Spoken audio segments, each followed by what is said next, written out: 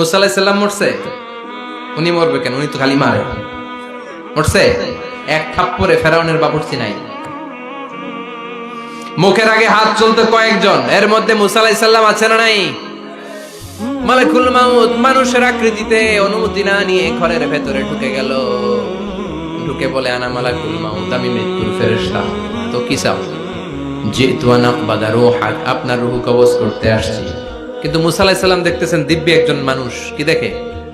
আবার সালাম দেয় নাই, অনুমতি নিয়েও ঢুকে নাই। অমিয়া, অনুমতি নিয়ে ঘরে ঢোকার দরকার আছে না নাই? মুসা আলাইহিস সালামের মেজাজ বড় গরম। উনি বললেন, কি করবি? কয়, আপনারে মারবো। কয়, এদিকে আয়। মালাকুল মাউত মনে মনে ভাবে, এতদিন সব মানুষগুলো আমারে দেখলে দিত দৌড়, আজকে মনে হয় আমারে দিতে হবে দৌড়। এক পা গায়ে দুই পা পেছায় সাহস করে সামনে গেলেন। আবার মুসা আলাইহিস সালাম দিলেন এরকম থাপ্পড়। ফাসাক্কাহু ফাফাকু আইনা, বুখারীর বর্ণনা, এক থাপ্পড়ে চোখ নাই।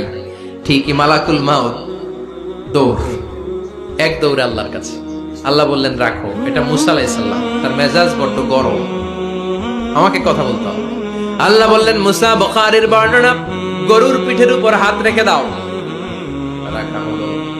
তোমার হাতের নিচে গরুর যত পশম, প্রত্যেক পশমের বিনিময়ে এক এক বছর করে হায়াত বাড়িয়ে দিলাম। মুসা আলাইহিস সালাম অনেক চালাক নবী। উনি বললেন, আল্লাহ, আমার হাতের নিচে যদি গরুর 2000 পশম থাকে, তার মানে 2000 বছর হায়াত বাড়িয়ে দিলেন, কিন্তু এক্সট্রা হায়াত যখন শেষ হয়ে যাবে এরপরে কি হবে? আগে ওইটা বলেন। আল্লাহ বললেন, সুম্মাল মাউত, তারপরে তো মুসা মরতেই হবে, আসতেই হবে। সাইয়েদনা মুসা আলাইহিস সালাম বললেন, ফাল আনা, তাহলে আর দেরির দরকার নাই, এখনই আমি আপনার কাছে চলে যেতে চাই। মালাকুল মাউত মুসা আলাইহিস সালামের রূহ নিয়ে উড়াল দিলেন। সুবহানাল্লাহ। বাঁচতে পারছে?